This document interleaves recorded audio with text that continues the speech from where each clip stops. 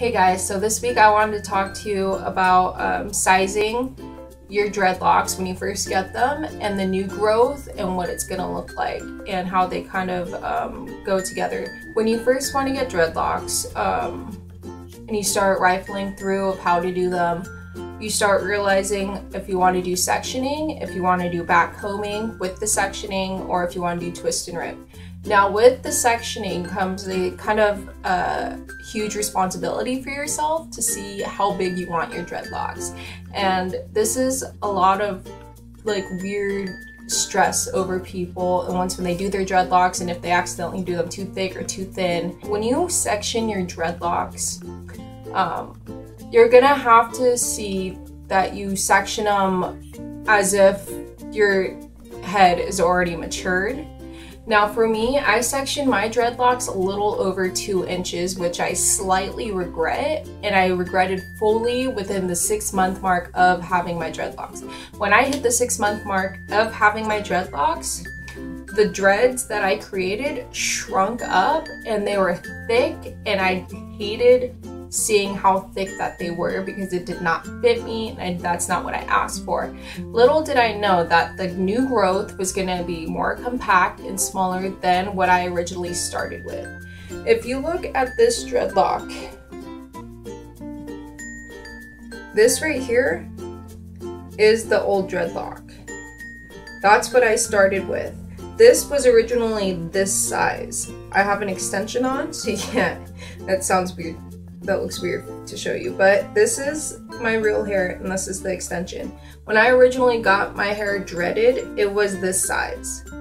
Then it shrunk up and it got super thick and super hard. It's like hard, like rock hard, okay?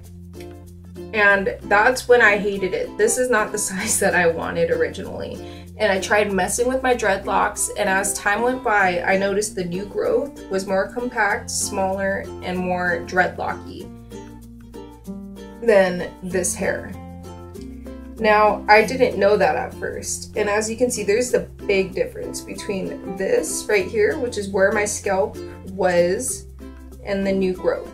So as new growth comes in, it's going to be tighter and more compact. It's not going to get any bigger unless more hair from another section comes in and helps it out. Or if you combo 2 dreadlocks together, which a lot of people seem to do. What I don't recommend if you accidentally do too thick of dreadlocks is separating your dreadlocks.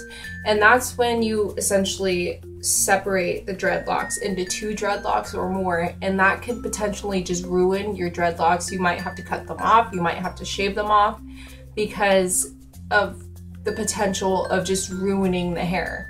There is still hair there, and the hair is all knotted up and twisted, and when you try to sever all the way down the middle to create 2 dreadlocks, you're cutting that hair in half, and there's not going to be anything for it to hold on to that's going to be strong, and especially at the root right here.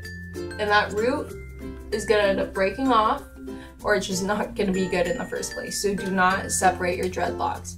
If you don't like how your dreadlocks are too thick, or anything that would have you want to separate your dreadlocks, I recommend just brushing them out and redoing the dreadlocks no matter how old they are, because it's the potential of saving your hair and saving the length rather than cutting off your dreads or them looking super weak, and it just is so much stress that I'd rather you just brush them out and restart your dread journey. But any questions, leave a comment down below, like the Facebook page, go on Instagram, comment, like, follow that, do all that diddly-do stuff.